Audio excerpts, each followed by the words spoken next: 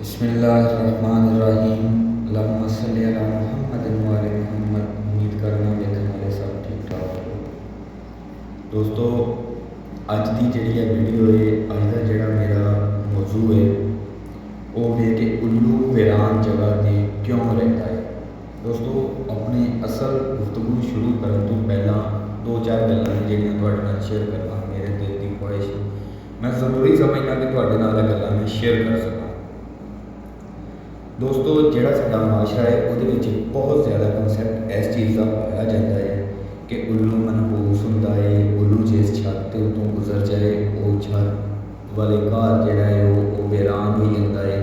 मतलब कि तरह तरह दियाँ गलत ते बेबुनियाद ते झूठियां अफवाहां उल्लू परिंदा जोड़ा वो मुतलक उठाई जाती हैं। दोस्तों, हालांकि यह सब गलत है, सब मतलब कि यह गल्लां फेक ने। असी अपने सेंस लैवल के हिसाब के नाल गल्लां जिहड़ियां ने फैला दित्तियां ने ते गल्लां नस्ल दर नस्ल है साडे विच चलदियां आंदियां ने कि सानूं साडे वड्डियां ने कह दित्ता कि उल्लू मनहूस है, अगों साडे अग्गे ने सानूं कह दित्ता कि उल्लू मनहूस है, अगों असीं हुण अपनी औलाद नूं कह के जावांगे। इस कंसैप्ट नूं असां खत्म करना है कि जिहड़ी चीज़ सानूं अबाऊ अजदाद तो गलत भी मिलती है ना, तो साडा ये काम मकसद नहीं बनता कि असीं उस चीज़ नूं अगे लैके तुर पईए। दोस्तों, नैट का दौर है, सोशल मीडिया का दौर है, सच एक मिनट के उगल आता है। दोस्तों, हज़रत इमाम जाफर सादक अलैहिस्सलाम की खिदमत च बंदा हाज़र होया।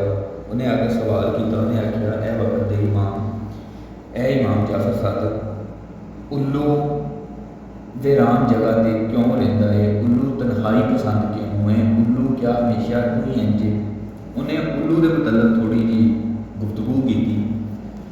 सारी गुफ्तगू सुन के हज़रत इमाम जाफर सादक अलैहिस्सलाम फरमान लगे कि ए बंदा खुदा, उल्लू सदा तू हमेशा तू इंजदा नहीं सी है। उल्लू आबाद जगह पर रहता सी, आम मतलब कि लोग साढ़े नाल बह के इंज खाना वगैरह या जो परिंदे खाते हैं वो खाता सी। उल्लू शब्बे अशूर मतलब कि शब्बे अशूर का मतलब है कि 9 ते 10 मुहर्रम की दरमियानी रात हज़रत इमाम हुसैन पाक उल्लू को जो पता लगा कि अहले बैत का काफिला हज़रत इमाम हुसैन पातशाह का काफिला करबला विच आया है। उल्लू हज़रत इमाम हुसैन पातशाह की खिदमत से हाज़र होया। हाज़र हो के ते उल्लू ने अपना जो भी सरकार के नाम कलाम किया तो सरकार इमाम हुसैन पातशाह फरमान लगे कि ए उल्लू तू इतों चला जा। कल इत्थे सरकार ने जो 10 मुहर्रम वाला वाकया उल्लू नूं दस्सिया कि तू इतों चला जा। उल्लू थोड़ा जिहा इसरार किया कि मैं नहीं जा सकता, ये वो है, पर सरकार वक्त इमाम ने हज़रत इमाम हुसैन पातशाह ने उल्लू नूं इजाज़त दे दी कि तू ही पै जा।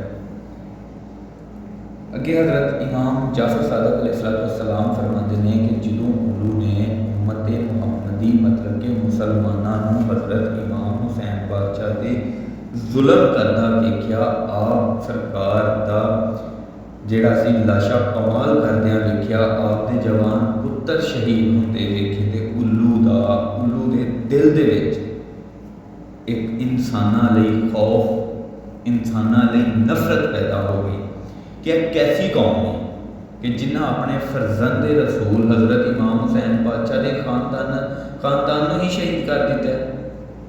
उल्लू इतों आ गए तो सरकार इमाम जाफर सादक अलैहिस्सलाम फरमाते हैं कि उल्लू इतों आके तो वीरान जगह पर जाके रहने लग गया। दोस्तों, उल्लू के बारे सरकार इमाम जाफर सादक अलैहिस्सलाम की पाक ज़ात ने जो फरमाया वो तो तुहां समात फरमा लिया। मेरे मोअज़्ज़िज़ सामीन, मैं तुहानूं दसना ये चाह रहा हाँ, तुहाडे अगे मैं बयान ये करना चाह रहा हाँ कि एक तहकीक के मुताबिक 205 किस्म की इकसाम, 5 किस्म की नस्ल, 205 किस्म की इकसाम जिहड़ियां ने ना उल्लू दियां पूरी रूहे कायनात पूरी दुनिया के उत्ते उल्लू दी इकसाम मौजूद ने।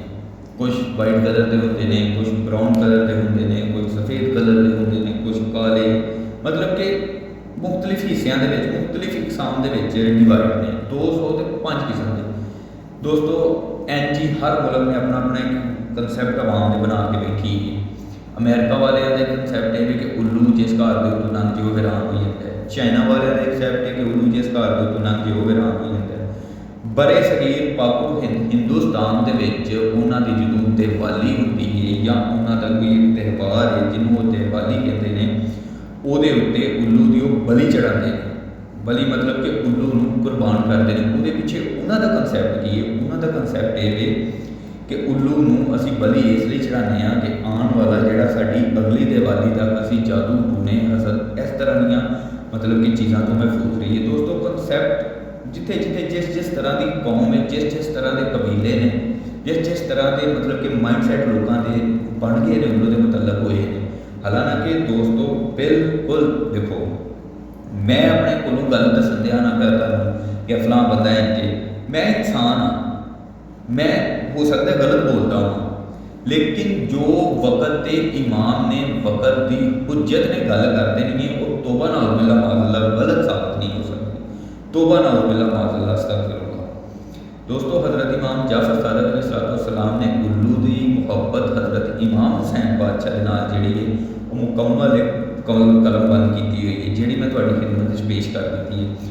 ਲਿਹਾਜ਼ਾ ਦੋਸਤੋ ਇਹ ਵੀਡੀਓ ਜਿੱਥੋਂ ਤੱਕ ਵੀ ਮੇਰੀ ਜਾਏ, ਮੇਰੇ ਮੌਜੂਦ ਸਾਮਈਨ ਜਿਹੜੇ ਮੈਨੂੰ ਵੇਖਦੇ ਨੇ, ਜਿਹੜੇ ਮੈਨੂੰ ਪਸੰਦ ਕਰਦੇ ਨੇ, ਜਿਹੜਾ ਮੇਰਾ ਹੌਸਲਾ ਵਧਾਉਂਦੇ ਨੇ, ਉਹਨਾਂ ਦੇ ਅੱਗੇ ਮੇਰੀ ਦਸਤ ਗੁਜ਼ਾਰਿਸ਼ ਇਹ ਹੈ ਕਿ ਉੱਲੂ ਦੇ ਮੁਤੱਲਕ ਅਗਰ ਤੁਹਾਡਾ ਵੀ ਕੁਛ ਇੰਦਾ ਕੰਸੈਪਟ ਹੈ ਤਾਂ ਉਹ ਹਰਗਿਜ਼ ਗਲਤ ਹੈ, ਮਾਜ਼ਰਤ ਦੇ ਨਾਲ ਉਹ ਗਲਤ ਹੈ ਤੇ ਇਸ ਚੀਜ਼ ਤੋਂ ਅਵੋਇਡ ਕਰੋ। ਉੱਲੂ ਇੱਕ ਨਾਯਾਬ ਜਾਨਵਰ ਪਰਿੰਦਾ ਹੈ ਤੇ ਉੱਲੂ ਜਿਹੜਾ ਬਹੁਤ ਹੀ ਮੁਹੱਬਤ ਕਰਨ ਵਾਲਾ ਹੈ ਅਹਿਲ ਬੈਤ ਦੇ ਨਾਲ। ਅੱਜ ਦੀ ਇਸ ਵੀਡੀਓ ਦੇ ਨਾਲ, ਅੱਜ ਦੇ ਇਸ ਅੱਛੀ ਟੌਪਿਕ ਦੇ ਨਾਲ ਆਪਣੇ ਵੀਰ ਨੂੰ ਇਜਾਜ਼ਤ ਦਿਓ ਤੇ ਇਨਸ਼ਾਅੱਲਾ ਇੱਕ ਅੱਛੀ ਤੇ ਇਲਮੀ ਗੱਲ ਲੈ ਕੇ ਤੁਹਾਡੀ ਖਿਦਮਤ ਵਿੱਚ ਪੇਸ਼ ਦੁਬਾਰਾ ਆਵਾਂਗੇ। अस्सलामु अलैकुम व रहमतुल्लाहि व बरकातहू।